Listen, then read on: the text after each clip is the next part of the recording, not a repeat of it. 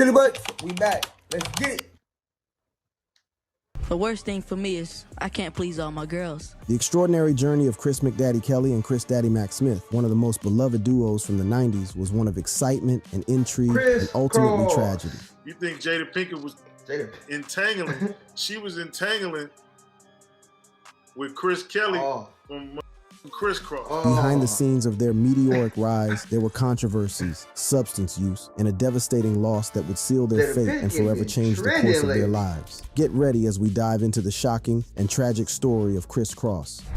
Rise to stardom. In the early 1990s, the world of hip-hop was about to witness the rise of a dynamic duo that would leave an indelible mark on the music industry. Crisscross, consisting of Chris McDaddy Kelly and Chris Daddy Mac Smith, burst onto the scene with their infectious energy and unique style. But before they became household names, their journey began in the vibrant city of Atlanta, Georgia. Chris Kelly, born on August 11th, 1978, and Chris Smith, born on January 10th, 1979, both grew up in Atlanta, surrounded by the rich musical culture that the city had to offer. Little did they know that their lives were about to change forever when they were discovered by the legendary music producer, Jermaine Dupri. It was in 1991 when fate intervened and brought Crisscross to the attention of Dupri. The duo was found performing at Lenox Mall in Atlanta, showcasing their raw talent and undeniable charisma. Dupri, with his keen eye for talent, immediately recognized their potential and wasted no time in signing them to his record label, So Def Records. Under Dupri's guidance, Crisscross began their journey towards stardom. Their debut album, Totally Crossed Out, was released in 1992 and became an instant sensation. The album sold over 4 million copies, a remarkable achievement for a duo so young. It was a testament to their talent and the undeniable appeal of their music. The breakout hit from the album was none other than their iconic single, Jump. The song took the world by storm, reaching the #1 spot on the Billboard Hot 100 chart and staying there for an impressive 8 weeks. The infectious beat, catchy lyrics, and the duo's undeniable chemistry captivated audiences of all ages. But it wasn't just their music that caught the attention of the masses. Crisscross had a unique fashion style that set them apart from the rest. They popularized the trend of wearing their clothes backwards, a bold and unconventional choice that became their signature look. The duo's fashion sense became a cultural phenomenon, with young people across the globe emulating their style. The success of Jump and the album Totally Crossed Out propelled Crisscross into the spotlight. Their music videos, including the energetic and visually captivating Jump video, received heavy rotation on MTV and other music channels. The duo's electrifying performances and undeniable stage presence further solidified their status as rising stars. Their meteoric rise to fame didn't stop there. In 1992, at the peak of their popularity, Crisscross had the incredible opportunity to join the legendary Michael Jackson on his European tour. This was a dream come true for the young duo as they shared the stage with one of the greatest entertainers of all time. Their performances alongside Jackson showcased their talent to a global audience and solidified their place in music history. Not only did Crisscross conquer the music world, but they also made their mark in the gaming industry. In the same year, a video game titled Crisscross Make My Video was released, featuring the duo. The game allowed players to edit together the group's music videos using portions of the original footage, stock footage, and video animation effects.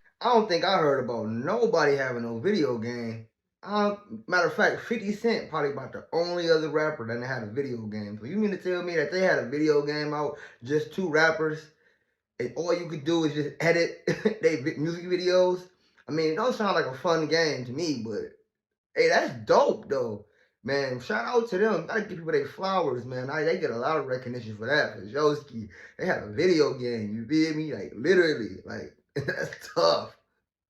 Although the game did not achieve significant sales figures, it further showcased Crisscross's influence and popularity. As their fame continued to soar, Crisscross's impact extended beyond the music and gaming industry. They became cultural icons, inspiring a generation of young people with their music, fashion, and undeniable talent. Their success opened doors for other young artists and helped shape the landscape of hip-hop in the 1990s. After the unprecedented success of their debut album and the chart-topping single Jump, Crisscross found themselves in the spotlight, with the world eagerly awaiting their next move. It was this hit single Jump that catapulted Crisscross into the stratosphere of success. This iconic track not only dominated the airwaves, but also made history as the first rap song to top the Billboard Hot 100 for an incredible 8 weeks. The infectious energy of Jump resonated with fans of all ages, and soon, Crisscross became a household name. Their unique style, style, with their pants worn backward, became a fashion trend that swept the nation. It was a testament to their influence and the impact they had on popular culture. Duo now faced the challenge of maintaining their momentum and evolving their sound while staying true to their unique style. In 1993, Criss Cross released their highly anticipated second album, Da Bomb. This album showcased their growth as artists and solidified their place in the music industry. Da Bomb achieved.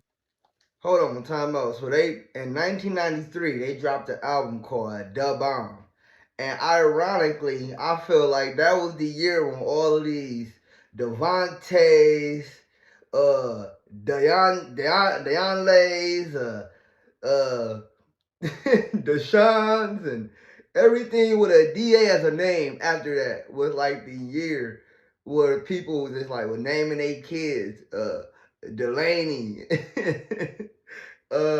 Just I don't know, man. I just feel like a lot of people around that time, like around my age, like for real, they got that name, like with a D in it. Like for real, like that's crazy. Hey, comment if you know somebody with the name Devontae, Deshaun, somewhat like that, with a DA in front of it. I'm pretty sure you know somebody. No cap. Let's get it.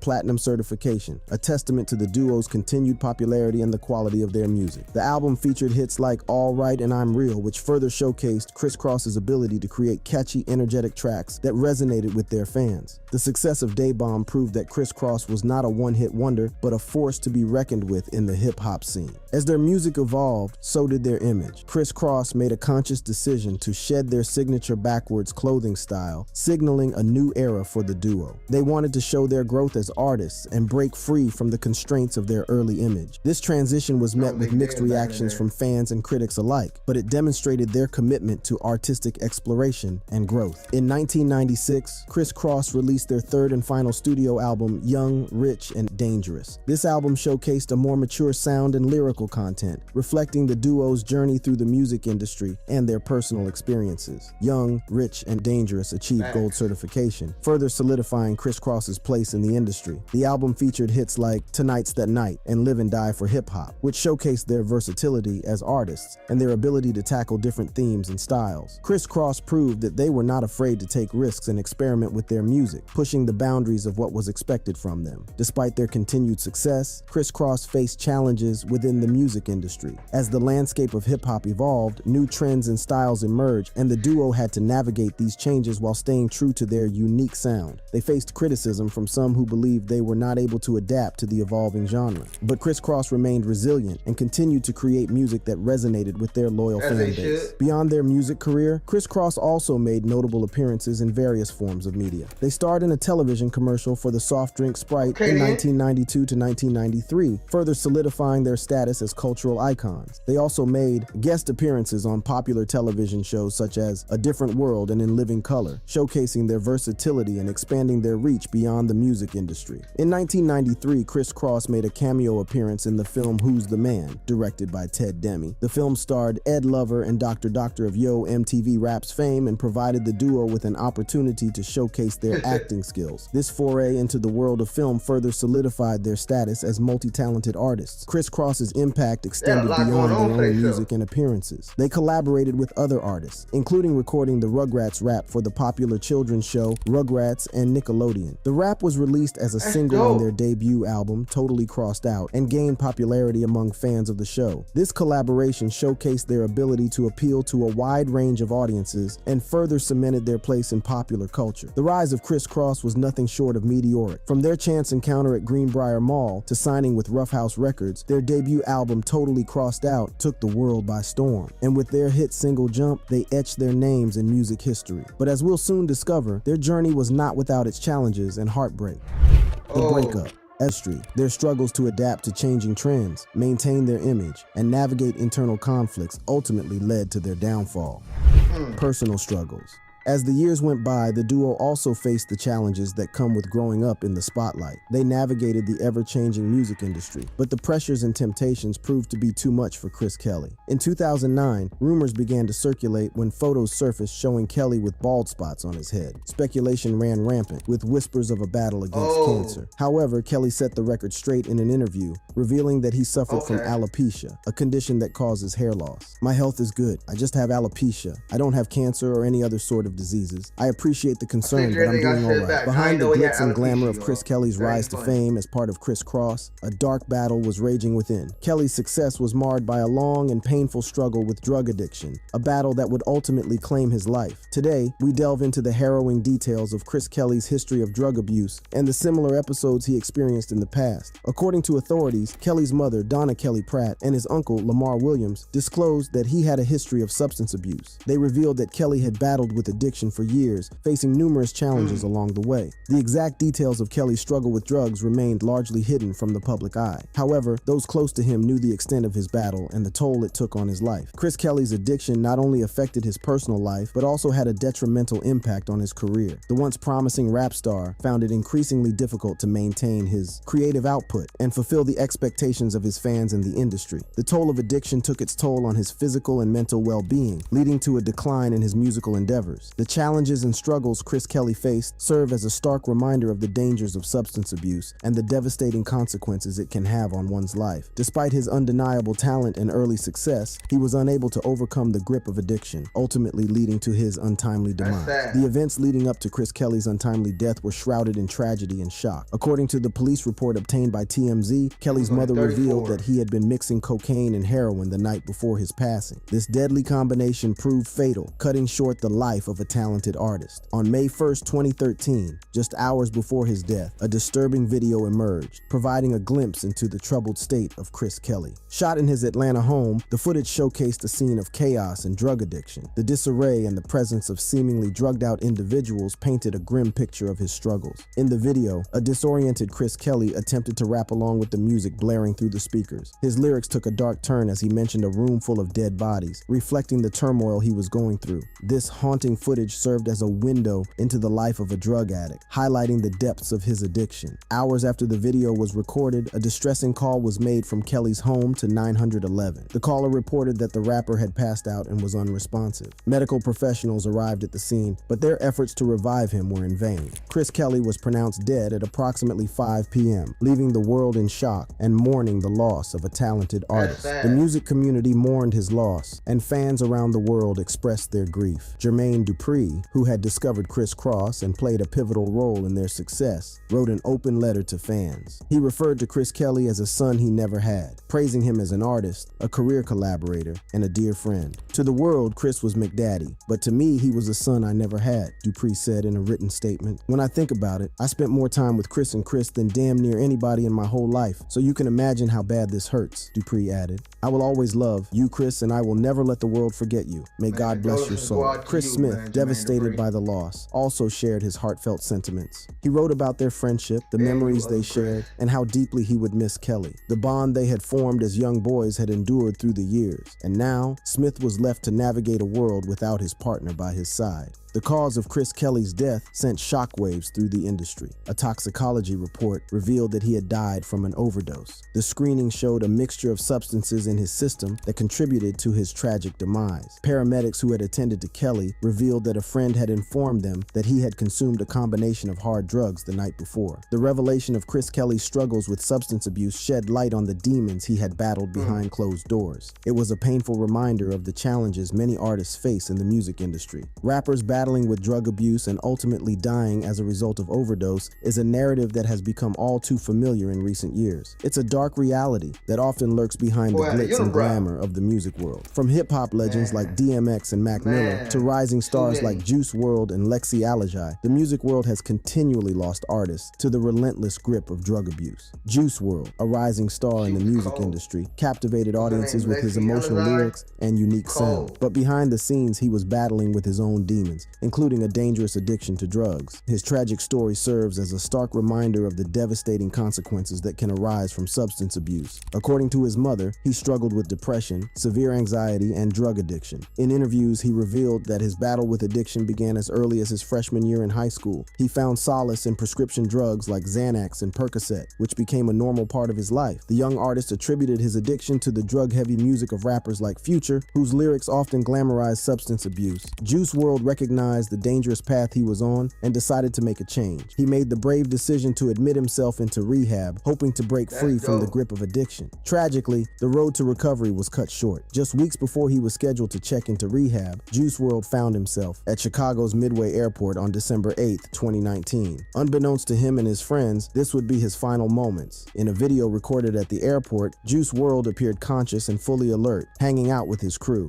Little did they know that a seizure was about to strike. Suddenly, he collapsed, and paramedics were called to the scene. He was rushed to the hospital, but despite their efforts, Juice WRLD could not be saved. At the young age of 21, he was pronounced dead. The medical examiner's office later revealed the cause of Juice WRLD's untimely death. The toxicology report indicated acute toxicity of oxycodone and codeine, two highly addictive prescription drugs. It was a devastating blow to his family, friends, and fans who had hoped for a different outcome. DMX, one of hip-hop's OGs, also had a similar fate, succumbing eventually to the terrible grip of substance abuse. On April 2nd, 2021, news broke on Twitter that DMX had been rushed to the emergency room after suffering a heart attack. The world held its breath, hoping for his recovery. The following day, on April 3rd, DMX's lawyer confirmed the news, stating that the 50-year-old rapper was on life support. The exact cause of the heart attack was still uncertain at that point. As the days went by, the situation took a turn for the worse. DMX suffered from cerebral hypoxia, a condition where the brain does not receive enough oxygen, leading to its shutdown. Paramedics on site were able to resuscitate him, but the damage had already been done. According to his former manager, Nakia Walker, DMX was in a vegetative state, with both lung and brain failure. It was a devastating blow to his loved ones and fans who had hoped for a miracle. For a week, DMX fought for his life in the hospital. But on April 9th, 2021, the music world mourned as the news of his passing spread. Multiple organ failures had taken their toll, and DMX was pronounced dead. In July 2021, the Westchester County Medical Examiner's Office officially confirmed the cause of DMX's death. It was determined that he had died from a cocaine-induced heart attack, which resulted in very little blood circulation to the brain. The revelation painted a grim picture of the toll that substance abuse had taken on his body. As the music industry mourned the loss of these artists, it sparked conversations about the importance of mental health and the need for support systems within the industry. Chris Kelly's tragic fate served as a wake-up call, urging artists and those around them to prioritize their well-being. In 2014, Chris Kelly's mother, Donna Kelly Pratt, gave an interview that shed light on the challenges her son had faced as a child. She implied that he had been encouraged and pressured into questionable scenarios by adults. These allegations hinted at a darker side of the music industry and the potential struggles Kelly had endured. The interview raised eyebrows and sparked discussions about the well-being of young artists in the industry. It served as a reminder that fame and success can come at a high price, especially for those who enter the spotlight at a young age. But the controversies didn't end there. Rumors swirled about an alleged entanglement between Chris Kelly and none other than Jada Pinkett Smith. The same Jada Pinkett Smith who had previously made headlines for her relationship with Usher when he was 14 and she was 21. These allegations, if true, would have added another layer of complexity to the story of Chris Cross. The alleged I find that extremely weird, first off. And second off, because I know as a boy, teenager, man, whatever you want to consider it, you look at that as like an accomplishment when you knock down, you knock boots with an older chick. But let's just get on the point. Let's get on the topic here of R. Kelly going down and other celebrities, artists, actors, actresses, not actresses, but actors being incarcerated or this being made a public thing when men go after young girls. But as much as this lady has been in publicity, in the news, on the internet, social media, on every social media website you get on, talking about the relationships with Will Smith and Tupac and books, that this ain't some people talking about. Her having a relationship with Usher at 14, and also possibly, allegedly, having a relationship with Chris Kelly. another kid. I just hate to see these double standards here. I ain't saying I wish anybody to go to jail, but if we holding people, if we all listening to people say that everybody is equal, then the people being held accountable for decisions that they made like that, regardless of not if he was in the past or not, because it didn't matter when they locked R. Kelly up for 2 life sentences. What's up? I just think it's awfully weird, man. Honestly, God, I think it's mad weird that that's not something that's been talked about on the Breakfast Club or yeah, I'm name dropping, or Vlad, or whatever the case may be, or No Jumper, all of these trending podcasts out here. This lady is literally all over the media. She has not been. It hasn't been a day she hasn't been in the media ever since we found out about her and August Alsina. This is mad crazy. I don't know, man. It's just my opinion on the situation, but at the end of the day, I always been a huge fan of Jada Pinkett Smith.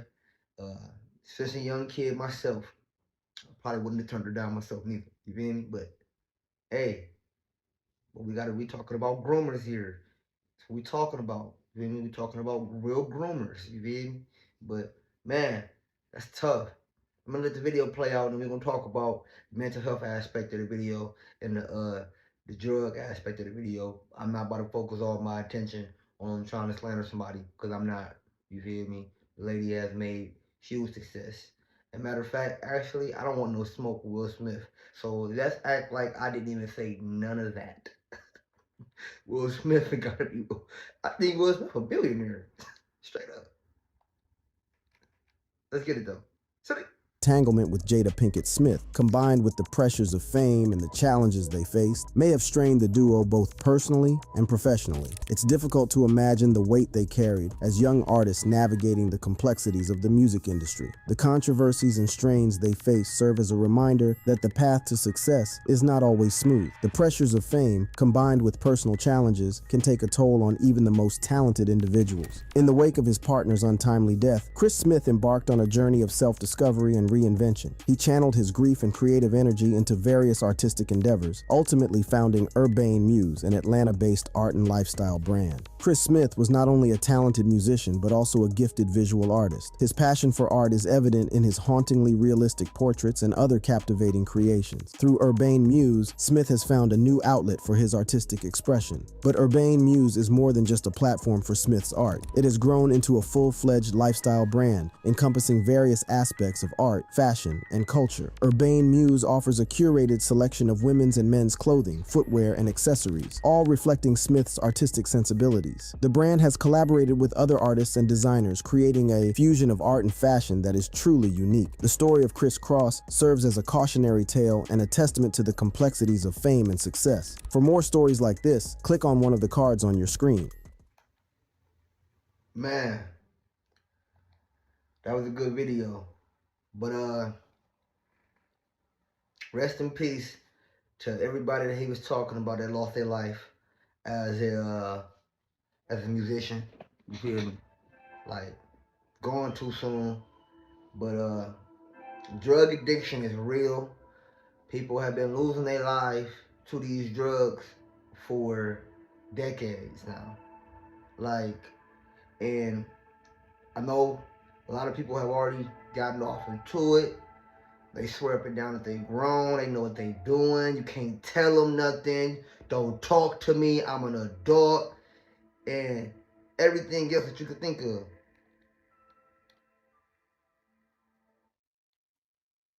My bad, y'all. I didn't know that this was playing in the background like that, though.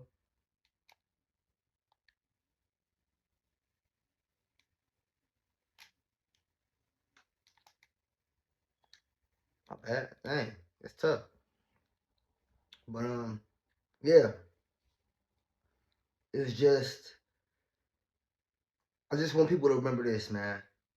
And know this, that life is hard for a lot of people. And however you plan on dealing with your life, that is on you. So you gotta live with them decisions. And it is what it is. Like, at the end of the day, It is what it is. But people were, I think people start off at an early age. They can starting off doing these things at an early age, coping with whatever problem that they have in life at an early age, doing, drugs, alcohol, pills, whatever it is. And they get addicted to it. And it's not that they get addicted to the drugs, but it's more so the mental aspect of what the drugs do to you when you're going through these problems that they get addicted to. These are what they in psychology world. This is what it's called a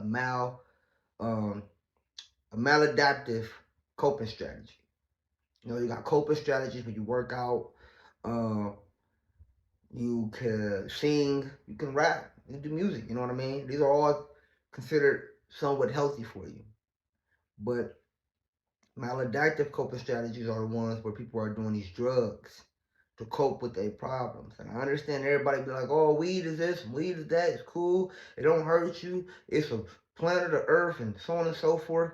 First and foremost, anybody would tell you this, weed is not even the same it used to be back in the day. Weed is not Reggie. And so all of you Zaza smokers out there, weed is not Reggie. It's two different type of weeds. Strands, or what I'm going to say, two type of strands of weed. And one gets you higher than the other, which is just preparing you to take other drugs to get higher when weed don't get you high no more. That za, whatever it's supposed to be. Because now we got y'all doing liquid opiate. I don't know if I'm pronouncing that right, but lean. You're popping pills, literally oxycodone. Y'all doing ecstasy, which is just a mixture of probably meth and some other stuff. Like, I don't know what's going on. And I understand at one point in time, like, Future and like you was talking about, all these rappers out here was promoting it. It's cool. I listen to the music myself, you know what I mean? But I just had a different mindset on drugs. And this might not be a message for everybody. If I can get my point across to one person and probably save your life in the future, this message is for you. If you're thinking about quitting, quit.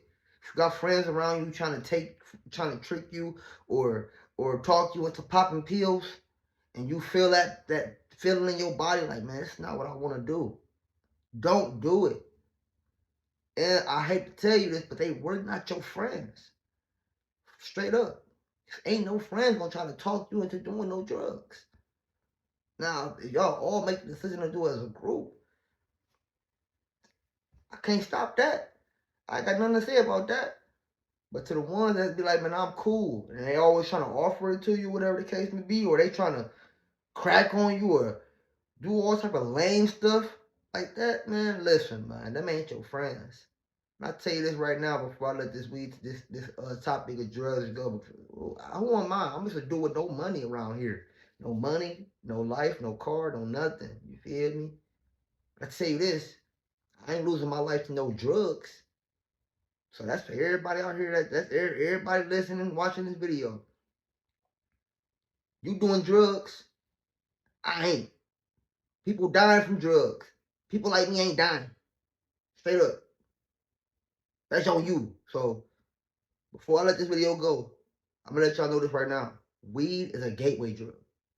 Just letting y'all know that right now, it's a gateway drug. So if you ain't strong-minded to be able to make decisions for yourself, I don't even think you should be smoking weed. It's a gateway drug. It leads to other drugs, straight up. And some of y'all think this cool. I don't know. I don't know what to tell y'all. I tell y'all this though. Like the video. And if you're new to the channel, subscribe. I'm not no teacher. I ain't no therapist. I ain't know about it. But I'm a regular dude, man. I'm about to do a video on some other stuff right next. Right next. So tap into that too. You like Larry Bird? You're a fan of basketball, old school basketball? Tap into that too. You feel me? It's your boy DtaeNoDinero, man. Like I always tell you. No money. No dinero. I have none. You ain't gotta listen to me. Peace.